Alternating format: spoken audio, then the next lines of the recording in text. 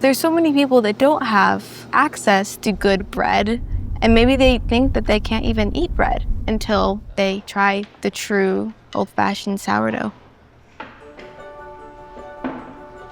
I never expected to be a baker.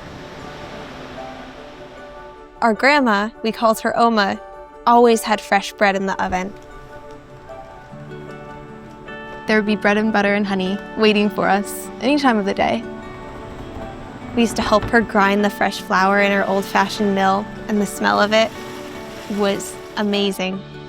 I love those memories with her, and I'd love to share kind of her legacy and her bread. But I didn't have any ambitions to make it. It was all Brendolyn.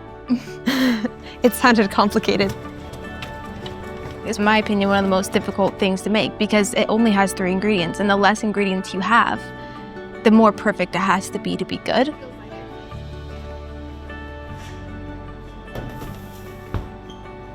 Bread is something that you hate until you get it right. And if you get it right once, it's like fishing. You're just gonna keep casting out until you get it again because it's a little addicting, honestly.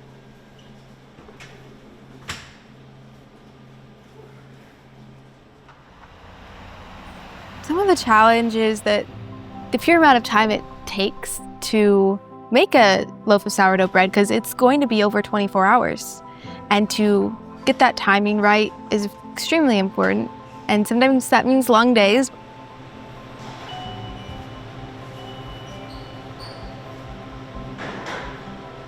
One of us will typically stay in just production, and the other person will jump back and forth between serving customers and another project, so that at least one of us can be focused. Having a space to connect with the people in my community is very much a part of Azure, and something that we wanted to do here because we want people to do it all over the place. We want people to connect with the people around them and be a servant to their community. Thank you. We mix the bread first thing in the morning, and then by early afternoon, we are forming.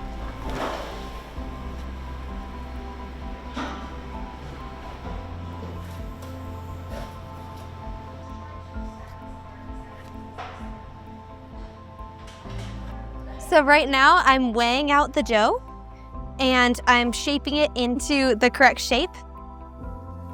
Now I'm gonna tighten it, create some good tension on top because we want it to hold its shape really nicely tomorrow when we put it in the oven. And I'll do this a few more times.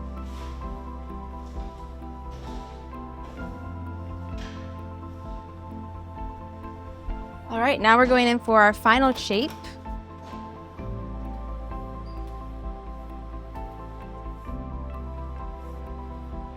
Put it in some rice flour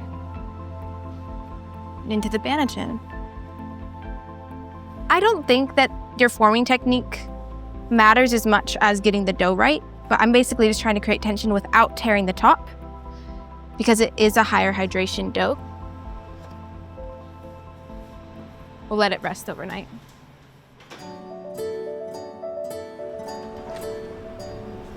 I start my day with a cup of tea.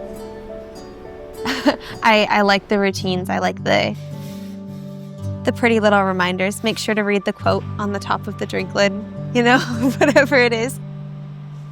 I enjoy the little things, especially when it's probably like just finishing things off and you're like, wow, that looks really good.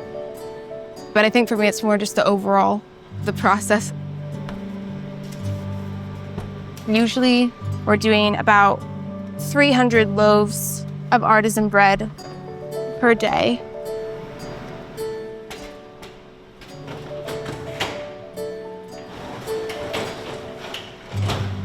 Looking for that perfect loaf. I love striving for it, feeling the dough, having the simple ingredients, just getting every part of it right is a lot of fun.